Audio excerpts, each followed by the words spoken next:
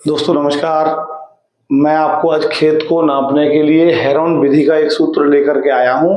पिछले वीडियोज में लगातार साथियों के कमेंट आ रहे थे कि हेरोन विधि से सही आएगा, इस तरह की विधि सही नहीं है। तो मैं दोस्तों हेरोन विधि लेकर आ गया आपके सामने कि कोई एक खेत है जिसकी तीनों भुजाओं में से एक भी भुजा एक जैसी नहीं है, त्रिभुजाकार खेत है। ये विधि जो है सिर्फ त्रिभुजाकार के लिए काम करती है।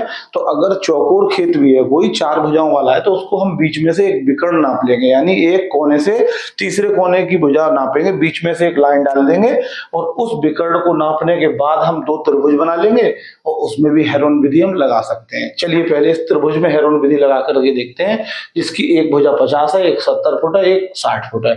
तो दोस्तों हेरोन विधि में सबसे पहले हम निकालते हैं अर्ध परिमाप। परिमाप दोस्तों होता है इन तीनों का योग। परिमाप आधा कर देंगे उसका योग का, तो हो जाएगा अर्ध परिमाप। तो देखिए हमने त्रिभुज की भुजाएं ए बी सी मान ली है, यानी 50, 70 और 60, इन तीनों को जोड़ के आधा करना है। तो 90 फुट आ गया हमारा अर्ध परिमाप, 90 फुट अर्ध परिमाप।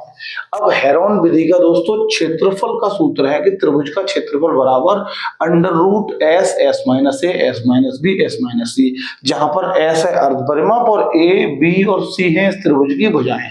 अब इस त्रिभुज का क्षेत्रफल निकालने के लिए हमको इस सूत्र में मान लगाना है। एस की जगह आ गया हमारा 90, तो 90 माइनस 50, दूसरा 90 माइनस 70 और 90 माइनस 60, ये सब वर्गमूल में है।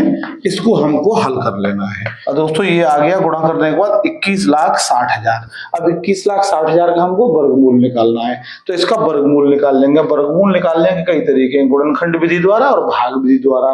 तो दोस्तों भाग विधि द्वारा इसका वर्गमूल निकालेंगे। इसका हमने वर्गमूल निकाला तो 1470 वर्ग फुट आ गया, यानी इस पूरे क्षेत्र का जो क्षेत्रफल होगा वो होगा 1470 वर्ग फुट। इस तरह हम निकालेंगे किसी त्रिभुजाकार आकृति का क्षेत्रफल। अब दोस्तों आप मुझे बताएं, गांव घर में हमारे किसान साथियों के पास कौन उनको इतना हल करके बताएगा, ये हेरोन का मेथड कौन लगाएगा? हाँ, ऐसा कर सकते हैं कि मोबाइल में ऐप लोड कर सकते हैं, जिससे हेरोन का सूत्र वाला आजकल कई ऐप्स आ रहे हैं, उसमें हम लगा करके सारे मान डाल देंगे सारी भुजाओं के, तो वो निकाल के बता देगा। लेकिन दोस्तों ये मेथड काफी लंबा है और इससे कैलकुलेशन हमको पूरी करनी पड़ती है, तब हम उसका सही क्षेत्रफल निकालते हैं। अब उदाहरण के लिए अगर कोई क्षेत्र आपका कई साइड है, उस खेत में कई साइडें हैं खेत में, तो उसका कैसे निकालेंगे? मान लीजिए ये किसी का खेत है, तो इसका क्षेत्रफल हमको निकालने के लिए हमको कई त्रिभुज में बांटना पड़ेगा। जैसे ये एक त्रिभुज बना दिया, एक त्रिभुज बना दिया। अब हमने क्या करना है, हमको ये भी नापनी है भुजाएं। इन नापने के बाद ये तीन त्रिभुज बन गए।